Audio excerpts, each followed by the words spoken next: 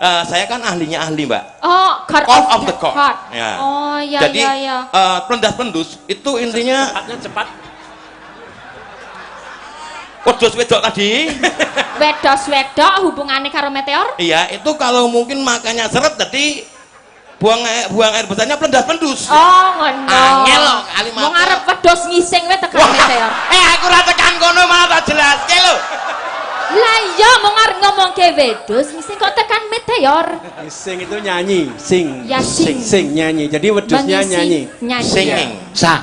Yang Kayak iki lenggah Pak Idam kok aku ra wis matur to, bola-bali tak kandhani. Aja nyebut ngising. Malah dijidak. Wis iki aku ngandani bocah kowe. Lah ngene Aja nyebut kuwi. Nek ning wong ning Jawa ki badhe wonten wingking. kan wedhus dudu wong. Betul Bu Guru. Tas. Ya. Wis nek ngono kowe melu iki wae.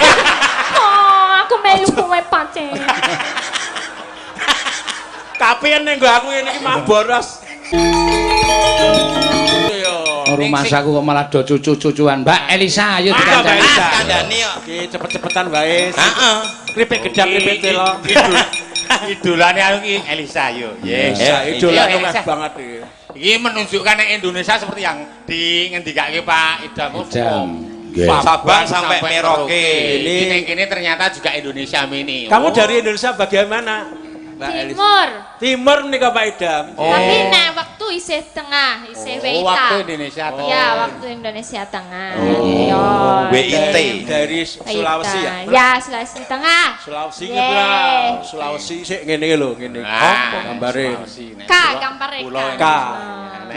Kowe nek kowe Kalimantan kowe. Apa? Kok kan? Ini lho nek pulone Kalimantan kowe gede. Oh iya gede. Yang Mbak. sini ya? Iya, Kamu yang di K.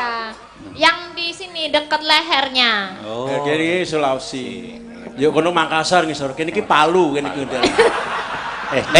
Ora. Iya Sing kan dhuwur Sulawesi mah wis. Manado dhuwur Manado. Iya, atas Goron Manado ning nggon dhuwur daerah kene iki. Makassar kene Makassar. Makassar ngisor dhewe yuk kene. Kelek kuwi nggon kelek. Nggon Ya kelek kuwi nggon Palu, ya. Ya Palu. Kelek. Kene iki Palu ya.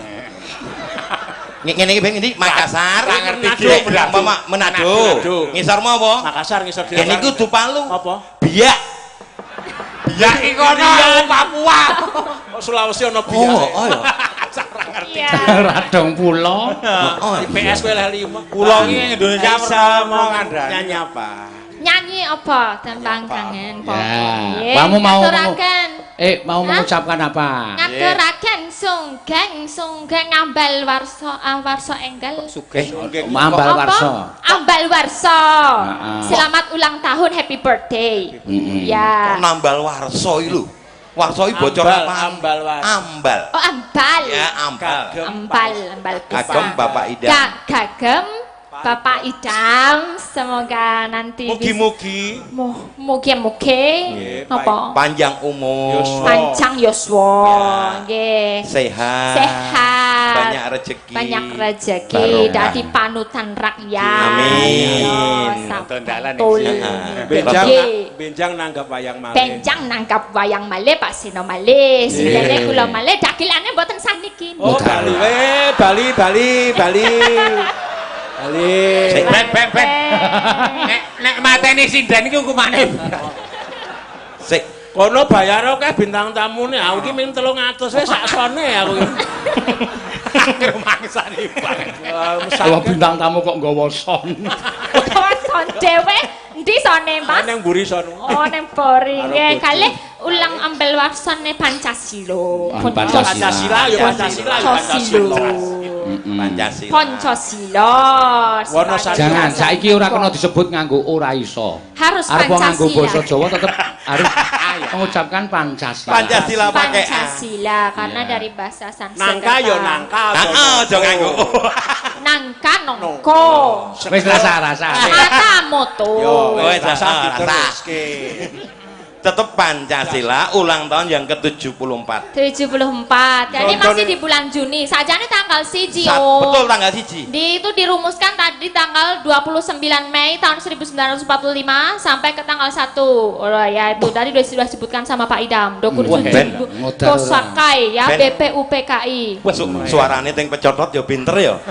Oh cerdas padake. Kaya tujuan bangsa Indonesia kudu dicerdaskan, mencerdaskan. Berarti pemuda sekarang kan guru ya. Kudu ngono. Cerdas. Dagelan yo intelek, ora jerone telek dudu, tapi intelek kudu iso mikir. Cerdas nggih. Nggih, sami-sami. Ben, tak tes delok Ben. Apa tes ya? Remaja sekarang harus otak komputer kecerdasan. Ah iya. Berpikir cepat. Berpikir Nah, tapi belum tentu. Ketoke ayu ngene iki ning kecerdasannya belum tentu sempurna. Oh, iya. Ya rada pekok. 7.500 kalian 8.079 berapa? Ora ngerti kesuwen.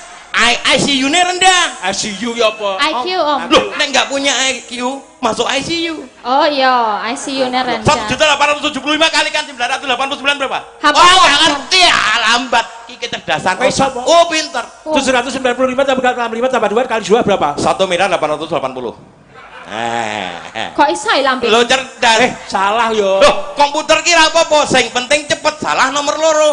Oh ngono. Wah, nek ngono kowe mengandung kecurangan yang masif Dan sistematis. Aja manut kuwi sang kuwi. Ora oleh. Aja manut kuwi. Kuwi nek ngitungan ngawur, mula Ngawur piye? deloken sirahe kira wis kaya mawa to kuwi. buruk. Buri nanti. Iki budak e.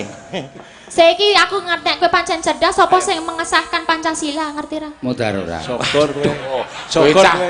Iki anu iki ilmiah iki ilmiah kowe. Aku dhisik pas Coba. ramat kate kuwi. Iki S2. Coba, iki kan hari iki ngomong ke Pancasila, nek betul. pancen kowe iki intelek, kowe cerdas, ICU-mu apik, Oh iya. ya. Heeh. Sing mengesahkan Pancasila akhirnya menjadi hari lahir Pancasila kuwi sapa? Modar kowe. Sederhana pertanyaanku rasa nganggo angka, rasa nganggo angka. Waktu kuwi aku belum lahir. Aku. Sapa? Ya, pertanyaan dulangi. Kalau memang kamu cerdas. Oke. Siapa yang membuat ini Pancasila itu akhirnya Ini- disahkan? Yang Jawabane mengesahkan. ngawur kene tak Mengesahkan. garis lho pisan. Yang mengesahkan. Yang jelas bukan saya, Bu. Ya lanjut, wedhuse sing Ayo, sijine wedhus meneh. Sudah sih iki. Wedhus prongos. Ayo, Dus. Ayo sapa sing ngesahke? Ya ora ana nek wedhus iki mrongos karo ora padha wae. Kok wedhus untuk tok. Ah, Dus kibas. Piye? Sinten nek iso? Ayo tanya Iki kuwi. justru nek wedhus kok ngene iki nggo tengkleng apik banget.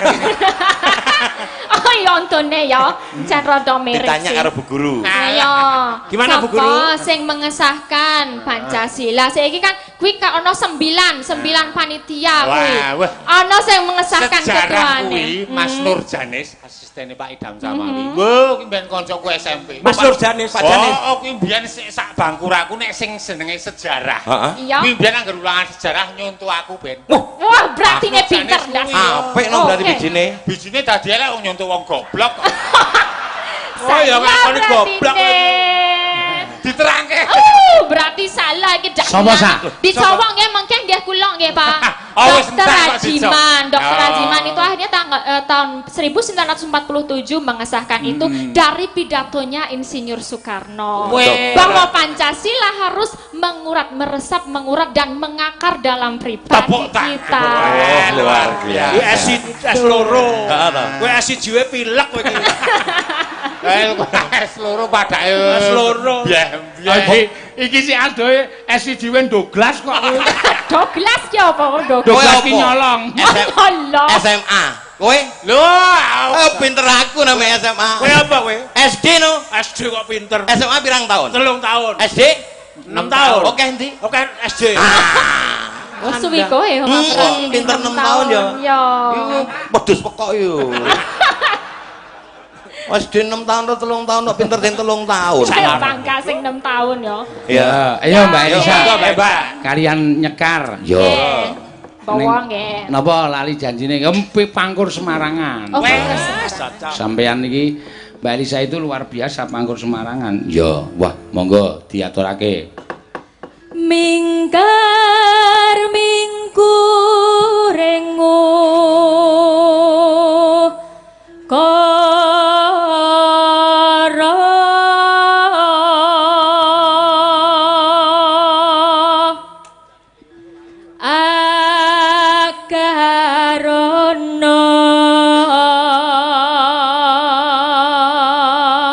ki piyayi ora tus Jawa asli wae gelem nembang Jawa. Iya, wedhus-wedhus Jawa kok ora gelem nembang. Nang wae. Rasa disemauri ndak nyelot Iki sing jero. nek wedhus Jawa ki aku iki gibas iki. Ah wedhus ana gibas barang. Gibas ki wedhus apa kuwi? Jelaske net. Gibas sing iki biasa. gigine lepas. Oh, gegene lepas. Ngece. Berarti palsu untumu Pak saiki.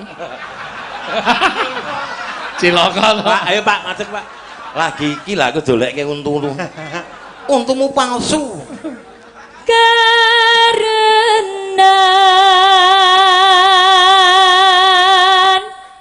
Marti si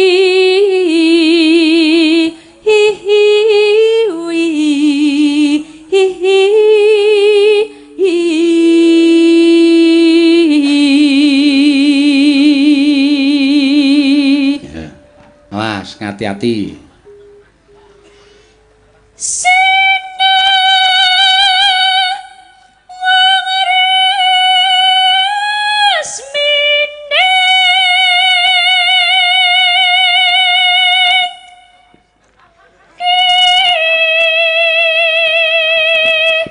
Apa kowe iki? Kaya wedhus arep manak.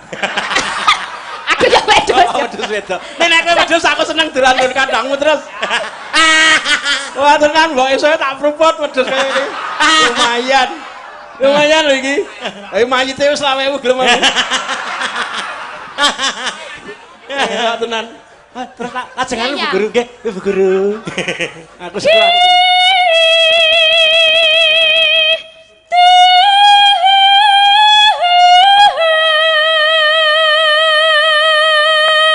Sahur, sahur.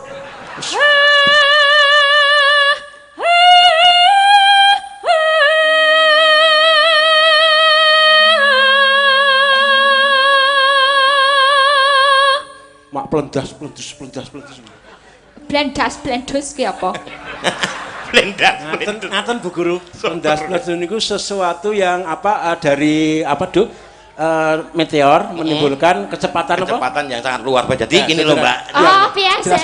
Coba sing. Jadi plendas itu. Peledas itu. Jadi dari faktor dari meteor. Di situ kan ada Jupiter dan sebagainya. Itu kan turun menimbulkan meteor apa planet Jupiter? Jupiter planet itu tadi meteor itu jatuh ke bumi, itu menimbulkan gravitasi yang sangat luar biasa, sehingga menimbulkan cahaya sinar itu yang memantulkan super energi yang sangat luar biasa, sehingga saya kan ahlinya ahli Mbak. Oh, God of the God. Ya. Oh, ya. Jadi pelendas-pelendus itu intinya cepat. wedhus wedok tadi. Wedok hubungannya karo meteor? Iya, itu kalau mungkin makannya seret jadi buang air besarnya pelendas-pelendus. Oh, ngono. Angel loh kalimat. Mau ngarep wedhus ngising wae tekan meteor. Aku ora tekan kono malah tak jelaske lho. Lah iya mau ngarep ngomongke wedhus ngising kok tekan meteor. Sing itu nyanyi, sing. Ya, sing nyanyi. Jadi wedhusnya nyanyi. Singing. Sah.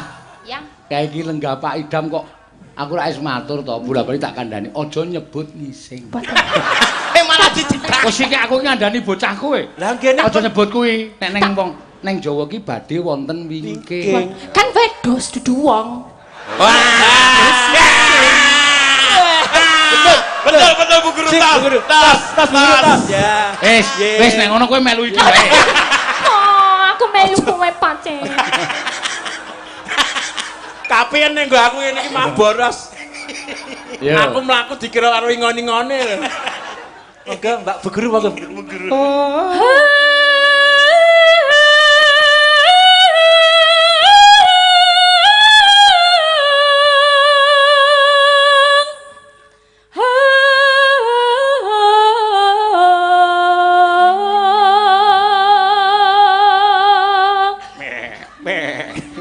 Diewes manak wedhus. Sampai mana?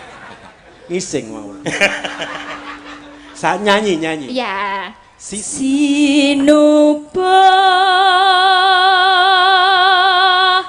Sinukarta Mreh Gratarta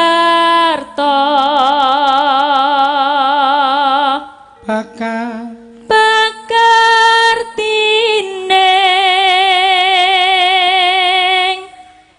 ngelmu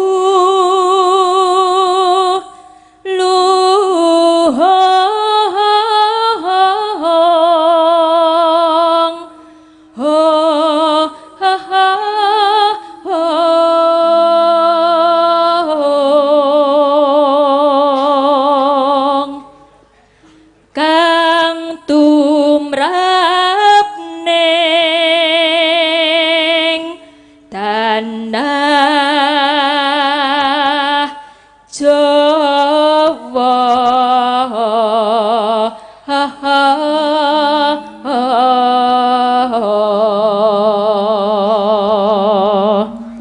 agama gemeng aji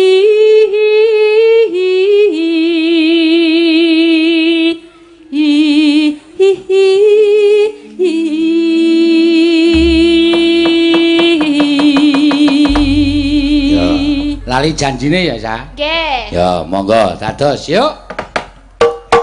Hey, yuk.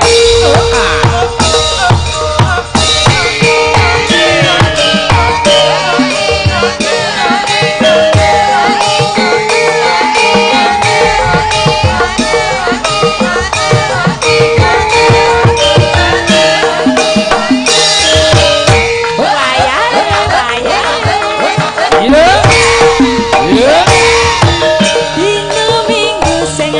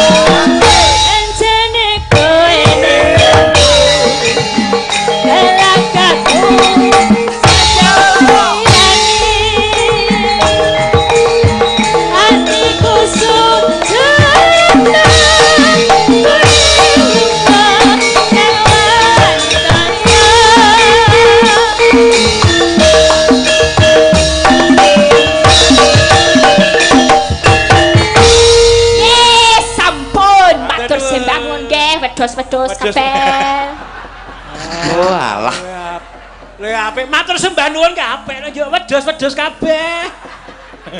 Dijak pisane diundang wedhus. Kowe ngerti wedhus apa? Apa? Anak wedhus jenenge apa? Cempe. Anak cempe?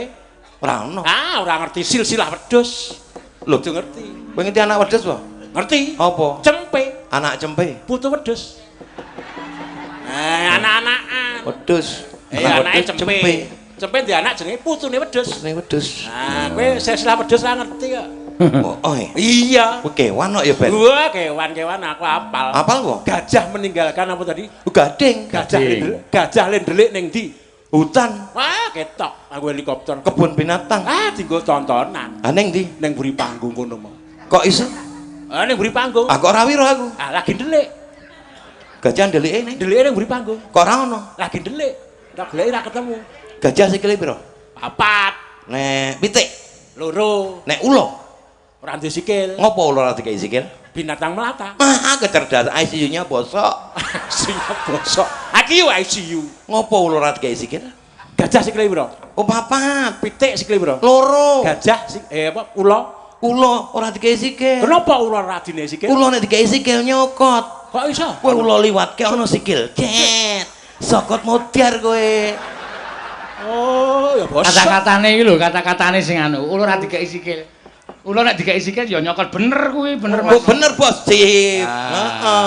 Ulo dine Tak bela, Bos. Mau di museum Orisa to, tak bela. Tikus sik sikile sapa?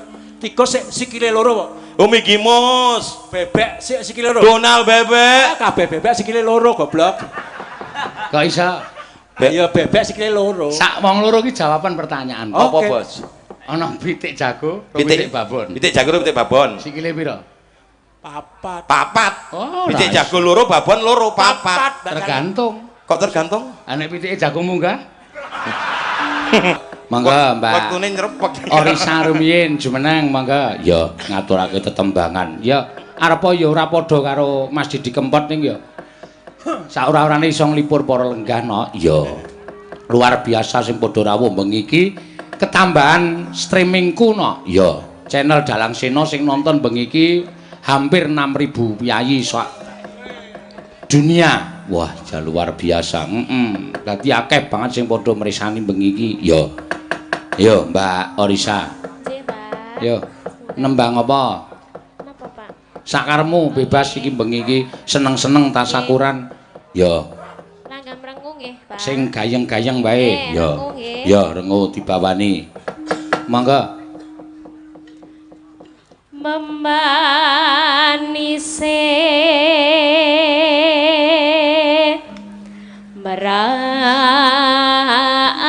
merati Milih salah siji pendamping kuwi lho ndak medo ting dong delongop. Apa Mas Junet apa? Sik gede-gede Aduh, mawon. iki cocok lah Gus. Iya jelas to Sinden Ayu iki pendampingnya cah bagus. Ketoke gede ngene ning cerdas. Wong Bagus kok bentuke kaya plangkok. Lho sampingan kula napa, Bos? kowe Apa ora sampinganmu apa? Niki Pilot. Pilot piye? Pilot merpati. Pesawat. Dudu ngepleki dara ni lho. Rumangsa. ayo pilot rak ya sing anu motor bangkolo kae. Kuwi nek sik resmi aku pilot gabur dara iki lho. Neng lapak-lapak. Halo, Mas. Halo sayang. Nan Rien. Sinten? Oriza. Roy Kiyoshi. Sapa? Roy Kiyoshi. Roy Kiyoshi. Cuma rambutnya gosong ngono ya. Kakak kula Roy Gedek. Roy Niki Gedek. rai remuk nih. Dirayu. Iya. Dek, Dek. Iya, Mas. kamu tahu kenapa malam ini lampunya terangnya hanya sedikit? Kenapa sih, Mas? Soalnya sing paling terang oke menerangi hatimu sayang. Mutiar. Kowe. Pinter ya, do ngerayu do pinter. Kandan yang para tua kowe tak rayu. Sik aku tak ngerayu. Morotomo tak rayu. Heeh, saiki lunga. Ora oleh. Lunga saiki. Dek, Dalem, Kang Mas. bapakmu tukang ojek ya?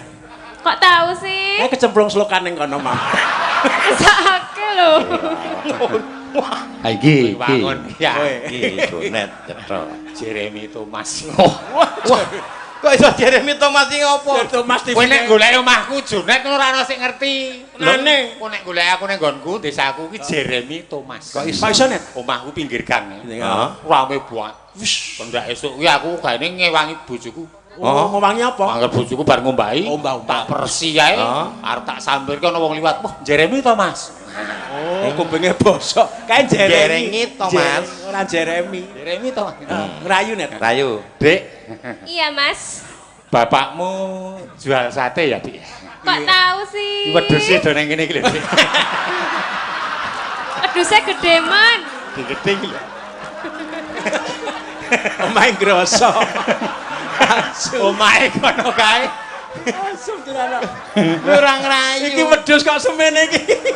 Aku mbahne kok. Niki kebo. Tak takoni, Dik. Pripun? Dik, kenapa matahari terbit dari ufuk sebelah timur? Kenapa ya? Enggak tahu ya? Enggak tahu. Kenapa bulan terbit dari sebelah barat, Dik?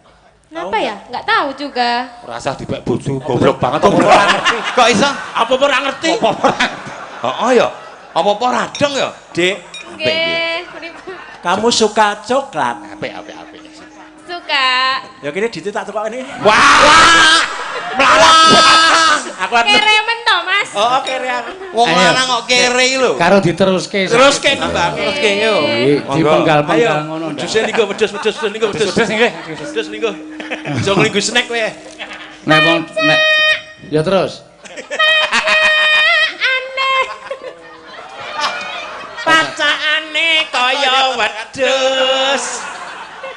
Kowe cempene. Iya. Bacaane mangaprang sajam.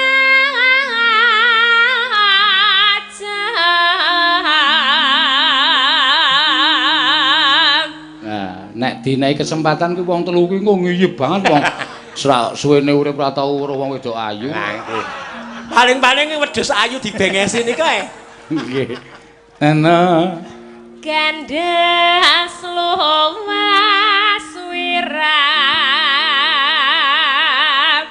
gane.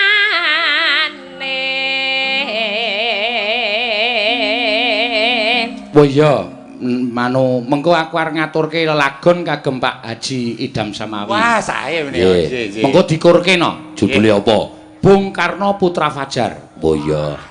Engko diaturke, Pak. Terus Rina wangi mangatrang taman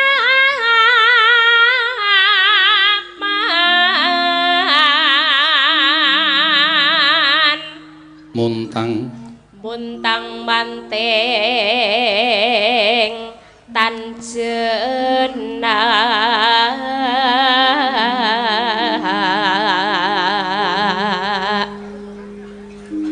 kang masih roduh wong bagus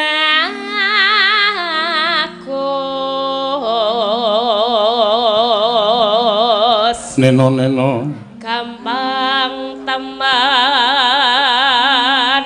ambeh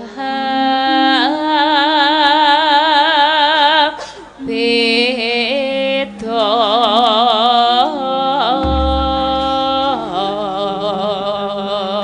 ya, mangga. Nah, nonena, engko terus mlebu ndandut ya? Ya. Ya. Engko mlebu cidro. Ah iya. Panggri ora tenan tak keplaki kowe. Ya ora iso gamelan kok nggo cidro. Ya.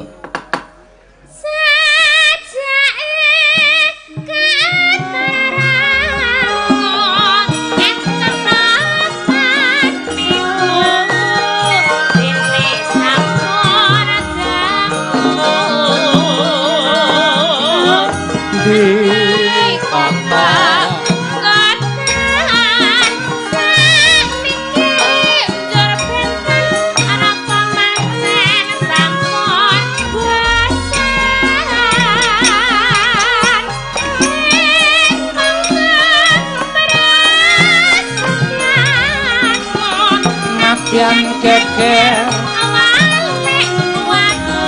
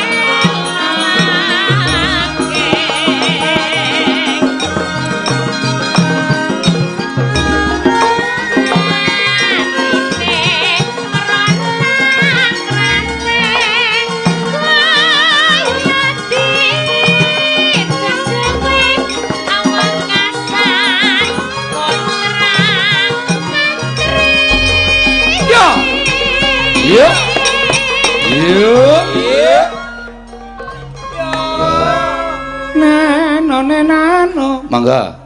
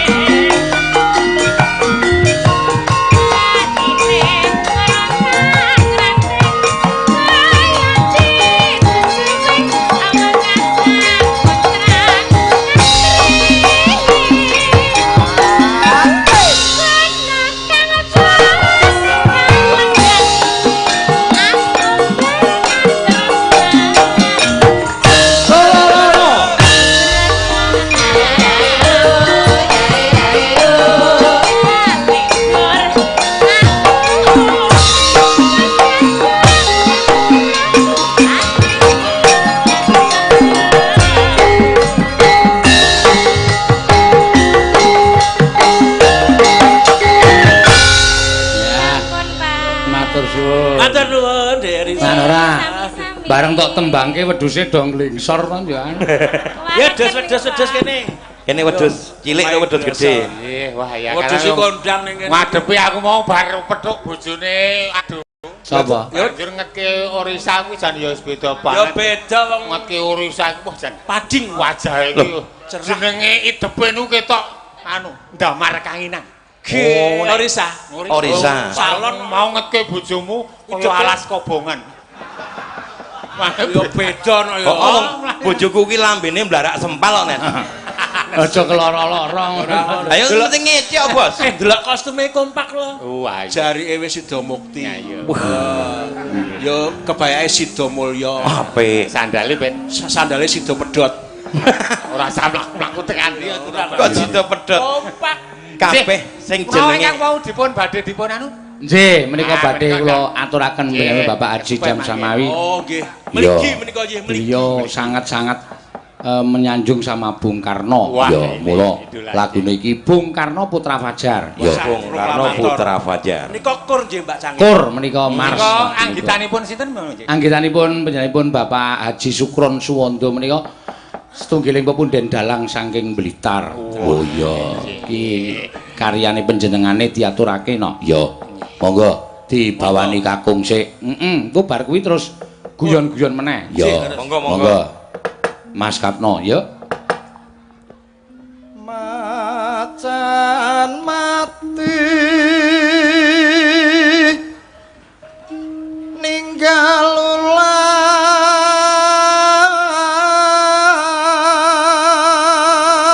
Macan mati ninggal ulang. Yen to kecah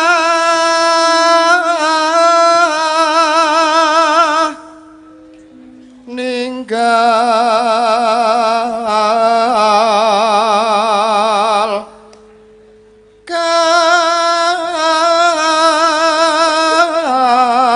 kading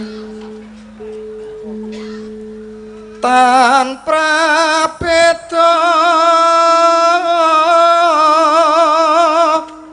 jan matama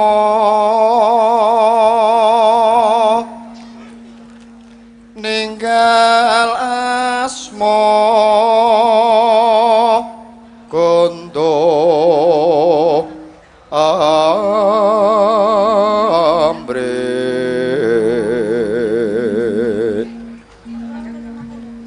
jagat royana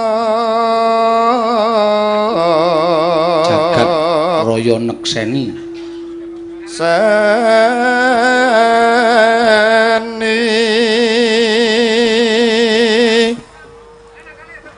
risang proklamator aku risang proklamator agung ya datan liyan Bung Karno datan liyan Bung Karno bela bangsa tekeng pati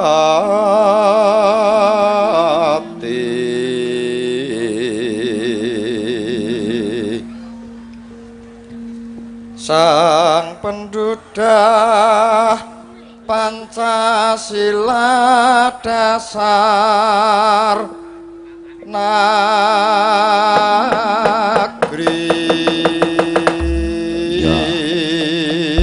Ya, sing yakin wae balungane bareng, monggo, yuk.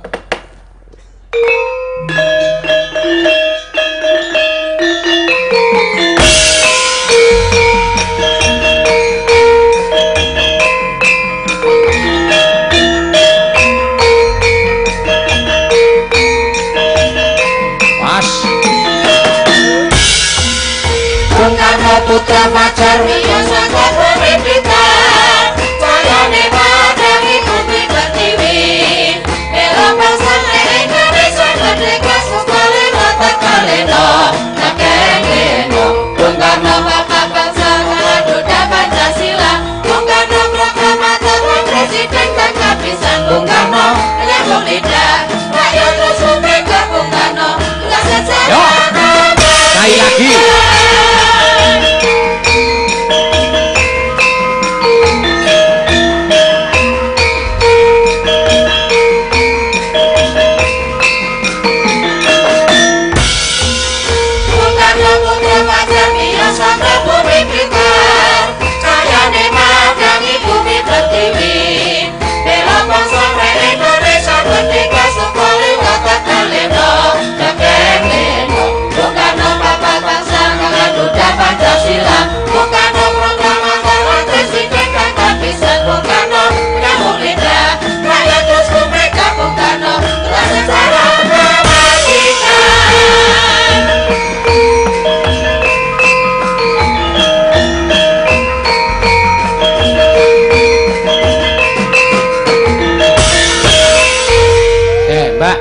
Coba bareng ora usah nganggo nganu apa jenenge iki gamelan. Ya.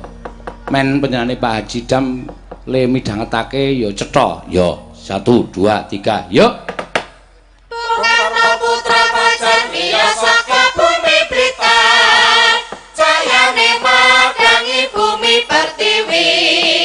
Bela bangsa mre Indonesia merdeka sukalila tekaleno tekeng leno. Bung Karno bapak bangsa kang duda Pancasila. Bung Karno proklamator lan presiden kang kapisan. Bung Karno penyambung lidah rakyat terus kumreka. Bung Karno tunggal sejarah kemerdekaan. Matur sembah nuwun ya.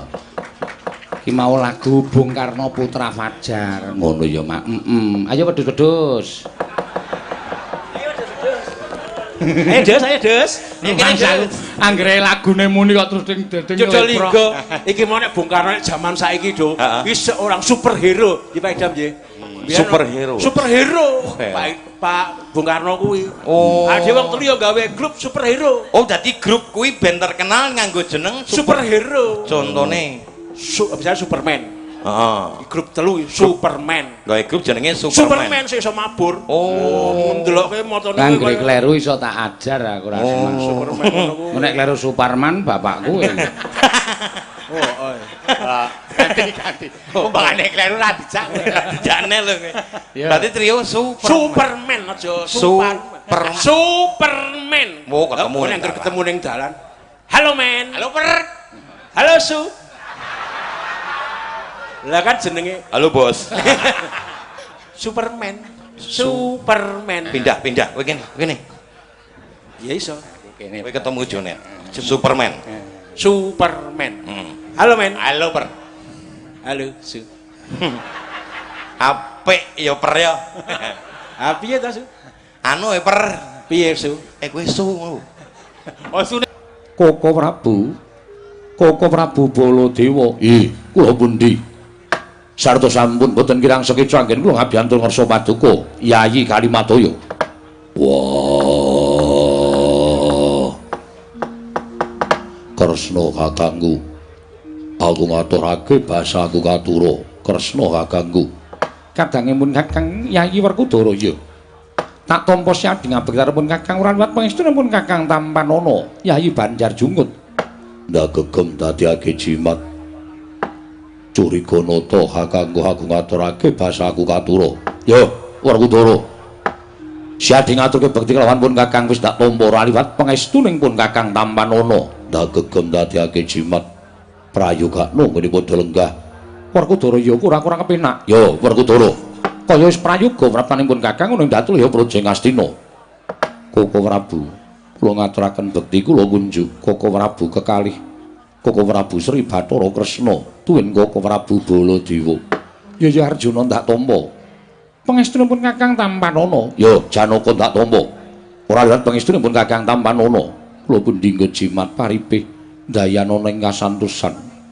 Mugi kasekecakno anggen jeng andika lenggah Koko Prabu.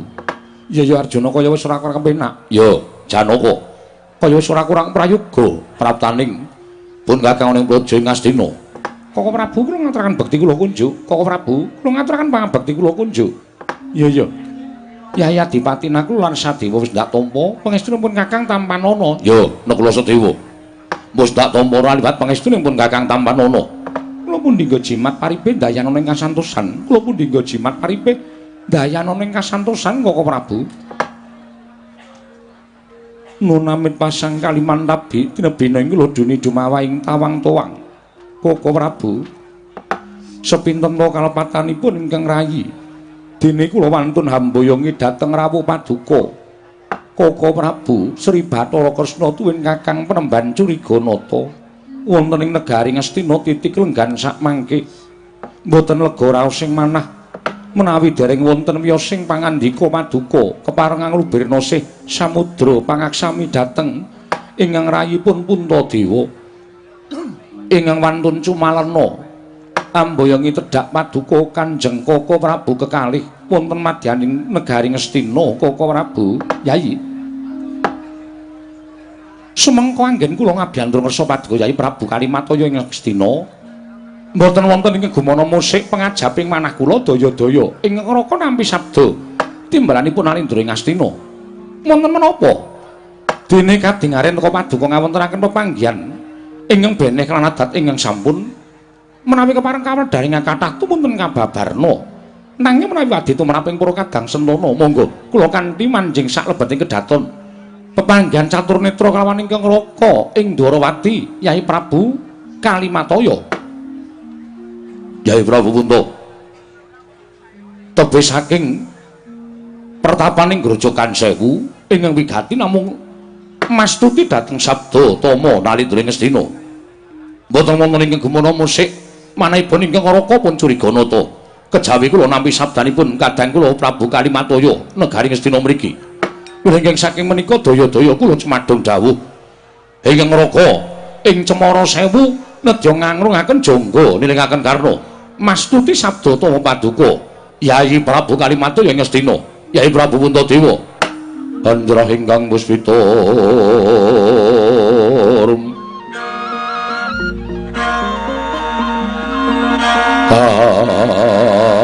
kasiring samirana mrit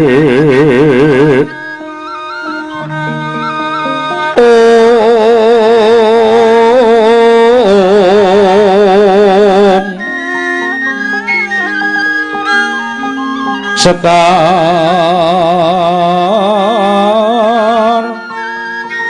kadung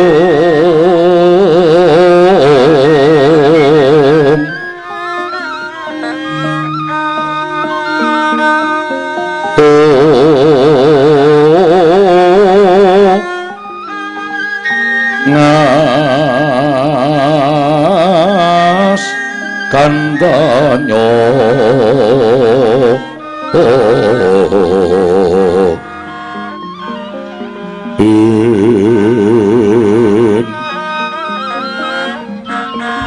mawer aras renaning driya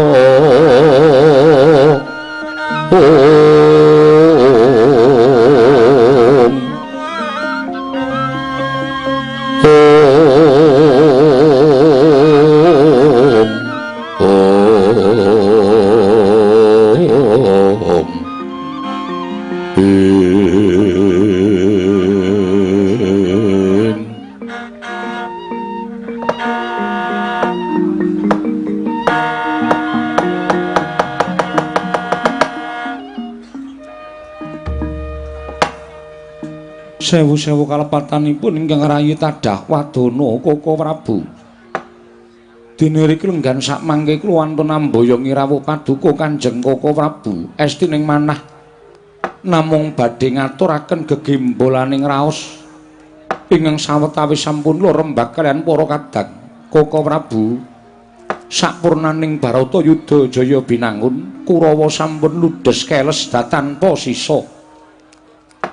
Guguripun Kanjeng Koko Prabu Duryudana satemah negari Ngastina wangsul dhateng pangwaosipun Puntadewa sakadang. Namung semantena wiwit rumiyin mila kula sampun munjuk atur ngersa paduka Kanjeng Koko Prabu bilih perang ageng Bratayuda menika mboten sarana anggen kula milik dhateng kadonyan tuwin derajat pangkat negari Ngastina. Namung netepi darmaning titah swanta ingkang sampun sinampiran kewajiban inggih menika Ambrasta angkara murka ingkang kanyatan kamurkanipun Kurawa sakadang kadian menika boten saged sirna menawi boten sareng kaliyan ingkang sinandhangan nadyan kanthi kepeksa ingkang rayi ngawontenaken perang ageng Bratayuda berkah pangestu paduka Kanjeng Koko Prabu nadyan Pandhawa namung gangsal ewadene saged amangrurah satru murka inggih menika para Kurawa satemah tumpes tapis datan posisa negari Ngastina wangsul dhateng pangwaosipun Punta. Namung Koko Prabu gandeng kula menika sampun keladuk yuswa. Kula menika sampun boten milik dhateng derajat pangkat miwah kadonyan. Mila nadyan tembe sawetawis anggen kula ngraosaken kamukten negari Ngastina dinten sakmangke Koko Prabu kula sampun sarembag kaliyan para kadang bilih kula nedya lengser keprabon kula nedya nilar kamukten menika kala wau tuwin negaring Astina menika badhe kula paringaken dhateng putra wayah para Pandhawa Kaka Prabu Syang Pantara Ratri amung cipta pukulun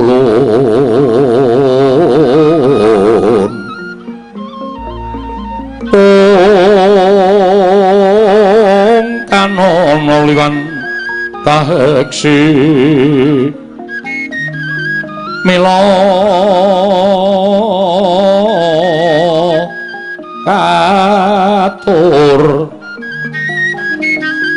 kang condo maneh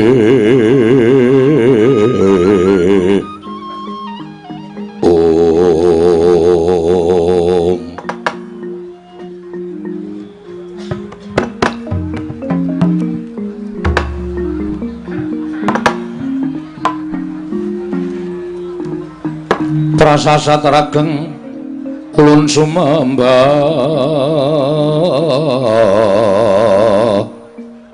ing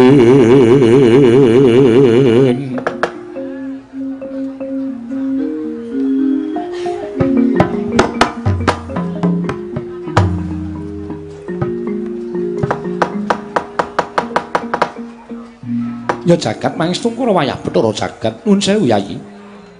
Sawetawis ora dikejut raos sing manahipun ing Raka Indrawati. Sasampunipun Paduka Yayi Prabu paring dawuh ing mekaten menika kala wau saestu kumesar manahipun ing Raka Indrawata.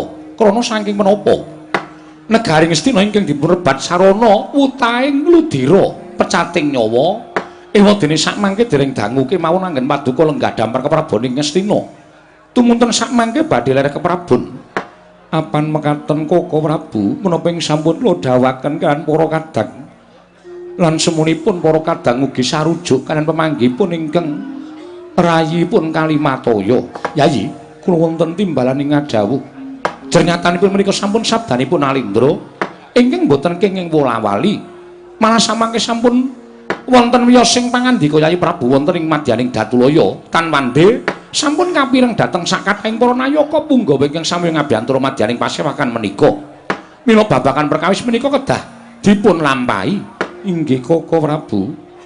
Mila kula badhe nyuwun pangandika Paduka Kanjeng Kaka Prabu, sinten ingkang trep minangka dados nalindra wonten negaring Astina? Kaka Prabu Baladewa. Nggih.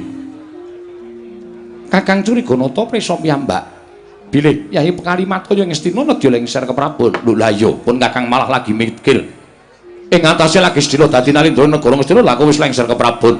Mongko dawuh Yayi Prabu Kalimataya, sapa wae diwenangake minangka dadi nalindra ning negara Astina?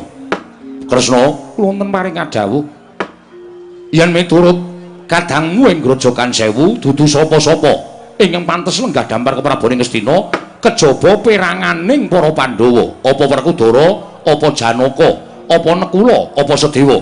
Sabab dikepiyekno wae Werkudara Janaka kuwi melu ketayalan ngrebut negara Astina saka tak panguwasaning Yayi Prabu Duryudana.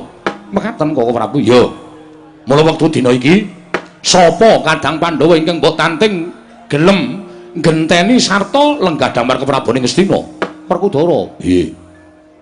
Yayi Prabu Kalimataya bakal lengser keprabon. Apa Yayi bakal gelem minangka dadi ratu? Ora. Werkudara. Baladewa kakang kuwi. Cekak aos nggonmu munjuk atur saling Yayi Kresna. Kok kowe ora kepengin gelem dadi ratu? Monggo Yayi Kalimataya wis pasrah perkara negara iki marang sapa wae. Yen Werkudara sing dadi ratu ning negara Astina, pranatan Astina bakal rusak. Lho, bakal rusak dasarmu apa? Aku kuwi duwe hukum dhewe. Monggo aku ora tau manut pranataning hukum negara. Yen hukum dipasrahke Werkudara, sapa sing utang nyawa disaur nyawa, sapa utang getih disaur getih, sapa utang bondo kudu disaur bondo. Monggo hukume Werkudara ki mateni. Wis dadi pegaweanku saben dina. Sapa sing luput tumraping negara ora sandadak kakian gunem tanpa guna. Yen dipasrahke Werkudara mesti bakal tak pateni. yen aku dadi ratu monggo aku ra iso tata krama aku ra iso unggah-ungguh ratu Wisinudarsana dening para kawula Nalindra kuwi dadi patuladaning para kawula yen ratune ora iso ndodhok ratune ora iso lungguh ratune ora iso tata krama apa ora rusak negaraku luwih-luwih babagan hukum yen aku nggunakake hukume Werkudara suwe-suwe bakal entek kawulaku mergo padha luput tak pateni mergo padha luput mesti bakal nampa paukuman saka aku oh ngono ya ora ya bener ngono kok hukume Werkudara kuwi wong mateni marang sapa padane yen luput mesti dipidana pati karo Werkudara mergo kuwi dadi pambeganing Werkudara yen nganti dadi ratu mesti ora prayoga kedadiane monggo Werkudara kuwi ora duwe tata krama ora duwe unggah-ungguh monggo Werkudara kuwi utawa Nalindra kuwi dadi patuladaning para kawula yo mulyan kowe ora gelem dadi ratu wis bener kanthi dasar karo mengkono kowe wis patut yen to ora perlu dadi Nalindra negara Ngastina Koko Prabu nggih menawi Werkudara mboten sagah minangka dados Nalindra wonten negaring Ngastina sakmangke namung kantun setunggal inggih menika calon lenggah dampar keprabaning Ngastina mboten sanes kejawi namung kadang kula pun Arjuna bosik mula sing tak tareni mau Werkudara dhisik mergo nek nganti kowe nyalonake Janaka dadi Nalindra negara Ngastina aku sing ora mathuk aku sing ora gathuk liripun kados pundi ya bener Janaka kuwi wong kondang kaluka sapa wong jagat iki sing ora ngerti karo Janaka dasar lananging jagat lancuring bawana turta kesulungan Dedya Surasekti kalintang jayaning perang Janaka kuwi kadigdayane ngedap-edapi mula negara nek dicekel Janaka bakal tentrem merga negara ora bakal ketekan parang muka ora ana wong sing bakal wani njongkeng kawibawane Janaka yen Janaka dadi ratu inggih ning eleke sisi awonipun menapa prawane rusak kabeh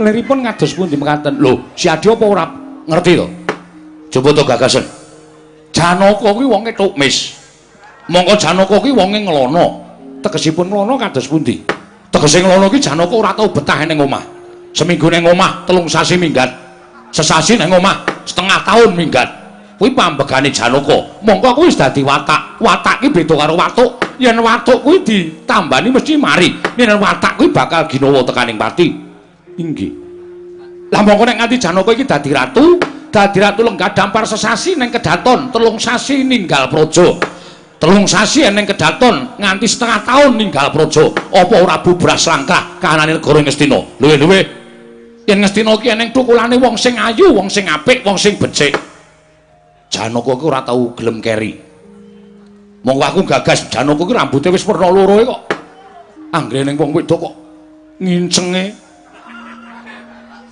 nggih Koko Prabu ha kuwi dasar kanthi kaya mengkono aku ora cocok aku ora mathuk aku ora gathuk Koko Prabu menawi mangke kula sampun dados Nalindra kula mboten kepengin rabi malih Belgedes kaya ora ngerti pambegamu kaya ora ngerti watakmu kowe matur kaya ngono ngarepe mun Kakang kuwi ra ming dienggo abang-abang lambe ning jane krekat lan karekatmu ora kaya ngono kuwi niatmu ora kaya ngono kuwi wis to saiki tak hitungi bojomu ki pira nggih kathah mongko wong dadi ratu kuwi entuk mengku garwa pira wae wis nek kowe dadi ratu mesti tambah nggih mongko anakmu ting klecek nang ndi-ndi nggih Koko Prabu piye menawi kanthi dasar mekaten kula mboten dados Nalindra kemawon mboten menapa-menapa tur dasaripun tasih kathah wayah Pandhawa ingkang sembada tuwin tasih muda tasih saged ngulir budi tuwin ngasah kadewasan lah iki malah aku gathuk tembunge Janaka ketoke mung kaya ngono nanging tumrapun Kakang ing Grojogan Sewu aku mathuk aku seneng karo tembunge Janaka tegese napake kamulyane marang anak putu wis saiki kewajibane Kresna sapa antaraning anak Pandhawa sing isih urip utawa putu Pandhawa sing wis rumagang dewasa lan wis pantes nyekel kendho kencenging pernatan amis baji ning negara kuwi sapa kaki iya Koko Prabu Yayi kula wonten paring dawuh sawetawis kula badhe cariyos dhateng kersanipun Paduka Yayi Prabu inggih babagan menapa mangsa kala ingkang sampun kula temtokaken nalika semanten kula menika sampun nampi sasmita sak guguripun anak kula ing Tanjung Anom pun Abimanyu. Nalika semanten kula nampi sasmitaning Jawata bilih ingkang nampi wahyu kalindran menika Abimanyu. Namung kewawon Abimanyu mboten lono gesang wonten ing jagat kasambuting rana Madyalaga wonten madyaning perang barak ageng Bratayuda Jaya binangun wekasan Abimanyu gugur. Inggih. Tumunten Jawata merpeki dhateng kula. Jalaran manah kula kuwatos. Manah kula kuwatir. Benjang sinten ingkang badhe gumanti keprabon Negari Ngastina dene Abimanyu sampun kampuping rana Madyalaga. Sang Hyang Jagat Kanika putra, Sang Hyang Pukul Narada nalika semanten paring dawuh kalewan aku.